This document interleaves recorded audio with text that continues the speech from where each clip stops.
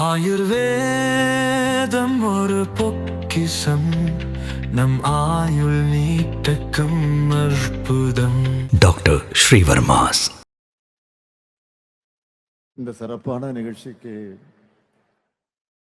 வரவேற்பு நல்கி உரையாற்றி இருக்கக்கூடிய மாண்புமிகு துணை முதலமைச்சர் தம்பி உதயநிதி அவர்களே,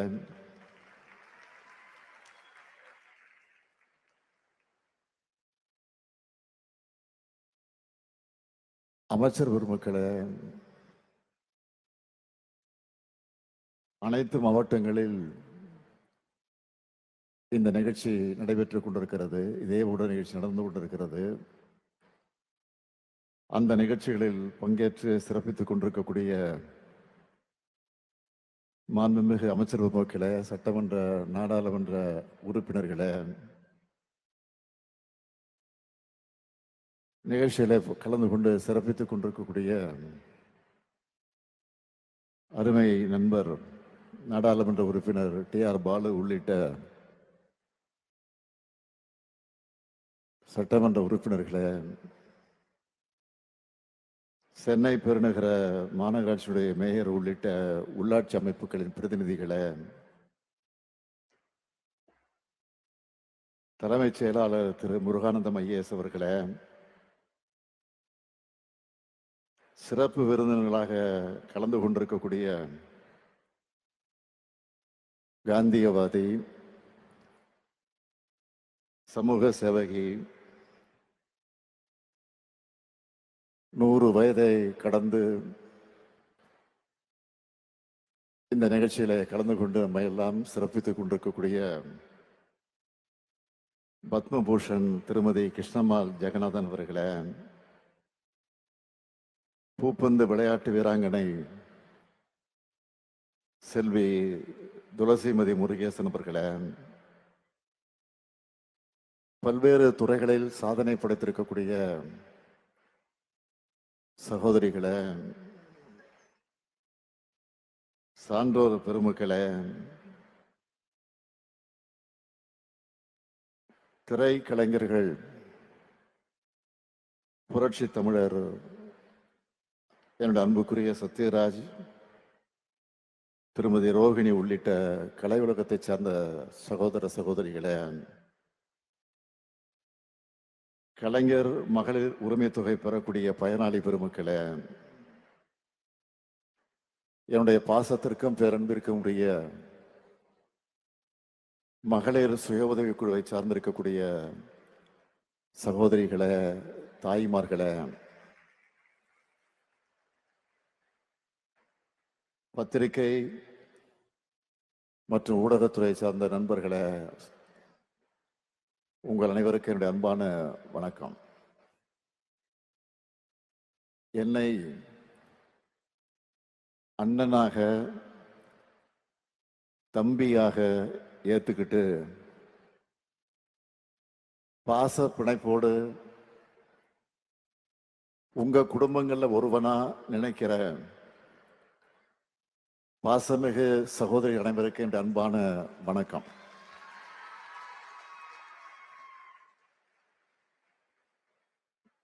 நான் இந்த நிகழ்ச்சிக்கு 3 மணி நேரம் ஆகியிருக்கு. இங்கே பேசிய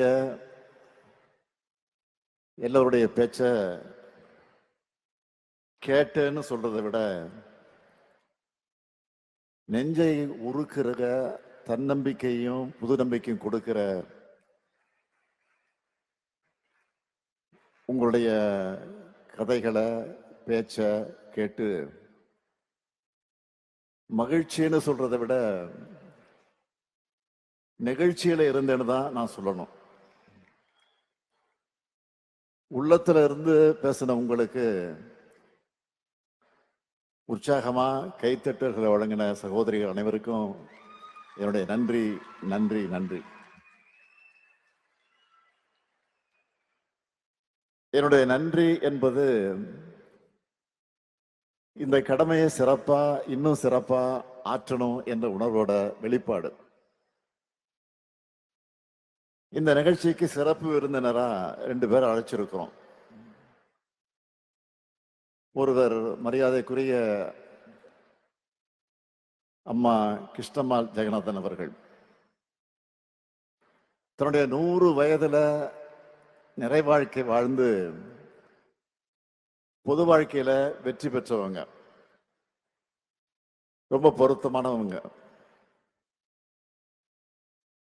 இன்னொருத்தர் இளம் வெற்றியாளர் சகோதரி துளசிமதி முருகேசன் அவர்கள் எவ்வளவு சிறப்பா பேசுனாங்க. விளையாட்டுல மட்டும் இல்ல, விளையாட்டு துறையில மட்டும் இல்ல, அரசியல் துறைக்கு வந்தாலும் இவங்க தான் நம்பர் 1 இருப்பாங்க. இந்த வயசுல எல்லா சவால்களையும் வென்று சாதனை செஞ்சிருக்கிறார். அவரும் ரொம்ப பொருத்தமானவர். இவங்களை விட சிறப்பான விருந்தினர்கள் யாரும் இருக்கவே முடியாது. நாம வாழுற சமூகம் சாதி, மத, இன, மொழி, பாலின பாகுபாடு அது இல்லாம எல்லாருக்கும் எல்லாம் என்ற சமத்துவ சமுதாயமாக இயங்கணும் என்பதுதான் நம்முடைய லட்சியம். அதனாலதான் 2021 மே 7ஆம் நாள் தமிழ்நாட்டினுடைய முதலமைச்சராக நான் பொறுப்பேற்ற உடனேயே நம்முடைய அரசு திராவிட மாடல் அரசுன்னு சொல்லி ஏராளமான முன்னோடி திட்டங்களை செயல்படுத்த தொடங்கின. நம்ம லட்சிய பயணத்துல மிகப்பெரிய முன்னெடுப்பா வரலாற்றை திருத்தி எழுதும் திட்டமா அமைஞ்சிருக்கிறது தான் கலைஞர் மகளிர் உரிமை திட்டம். இந்த திட்டத்தை அறிவிக்கும் போதே தெளிவா சொல்லிட்டோம், இது உதவித்தொகை இல்ல, உரிமை தொகை. திட்டங்கள் என்பது கொள்கைகளோட சிந்தனைகளோட செயல் வடிவம். ஒரு திட்டத்தோட வெற்றி என்பது அதை வெற்றிகரமாக செயல்படுத்துவது மட்டுமல்ல, அந்த திட்டத்தை பொதுமக்கள் எந்த அளவுக்கு சிறப்பாக பயன்படுத்திக்கிட்டு தன்னுடைய வாழ்க்கை தரத்தை சமூக நிலையை மேம்படுத்திக்கிறாங்க என்பதில் தான் அந்த திட்டத்தோட உண்மையான வெற்றி இருக்கு. அந்த வகையில கலைஞர் மகளிர் உரிமை திட்டம் மாபெரும் வெற்றி பெற்றிருக்கு. பெரும்பாலும் மாநிலத்தில் இருக்கிற மகளிர் மாதம் 1000 வாங்குகிறாங்க. விடியல் பயணத்துல மாதந்தோறும் கிட்டத்தட்ட 1000 ரூபாய் மிச்சமாகுது. புதுமை பெண் தமிழ் புதலன் திட்டங்கள்ல தங்களுடைய பிள்ளைகளுக்கு மாசம் 1000 ரூபாய் கிடைக்கிறதுனால அந்த வகையில ஒவ்வொரு குடும்பத்திலையும் பணப்புழக்கமும் சேமிப்பும் அதிகரிச்சிருக்கு. இப்படி திராவிட மாடல் அரசினுடைய முத்திரை திட்டங்கள் அந்த திட்டங்களை முதலீடா மாத்தி தங்களுடைய பொருளாதார வலிமையை தமிழ்நாட்டு பெண்கள் உயர்த்தி இருக்கிறாங்க. இதைதான் இந்த திட்டத்துடைய வெற்றியா நான் பார்க்கிறேன். இது நேரடியான பலன்கள் என்றால் கையில காசு இருக்கிறதால பெண்களுக்கு கூடுதல் சமூக மதிப்பு, அந்த பணத்தால சத்தான காய்கறிகளை வாங்குகிறது, குழந்தைகளுக்கான கல்விக்கு செலவிடுறதுன்னு வாழ்க்கை தரம் உயரவும் மறைமுகமாகவும் இது உதவிக்கிட்டு இருக்கு. இங்க பேசுனதெல்லாம் நீங்க கேட்டீங்க. கலைஞர் மகளிர் உரிமை திட்டம், நன்னில மகளிர் நில உடைமை திட்டம், விடியல் பயணம், மக்களை தேடி மருத்துவம், சுய உதவி குழுக்கள், வெற்றி நிச்சயம், நலங்காக்கும் ஸ்டாலின், பெண் தொழில் முனைவோர், விளையாட்டு, தோழி விடுதிகள்னு நம்ம திராவிட மாடல் அரசோட எண்ணற்ற திட்டங்களால பயனடைஞ்ச வெல்லும் தமிழ் பெண்களா அவங்களுடைய வெற்றிகளை சொல்லும் போது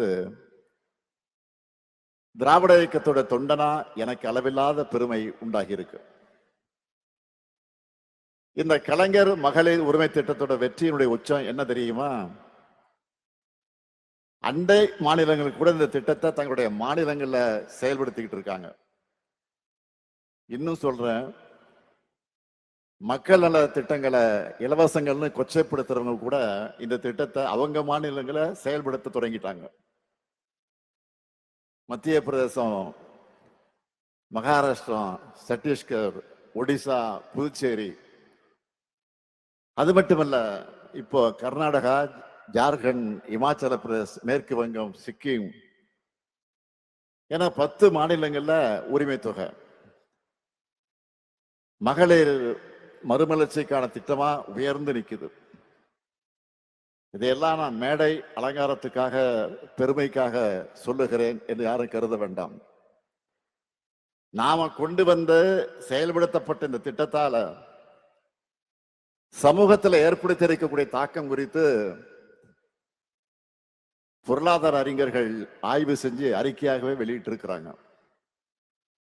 முன்னணி ஊடகங்கள் பலவற்ற தலையங்கங்களும் வந்திருக்கு, கட்டுரைகளும் வெளியாகிட்டு இருக்கு. கடந்த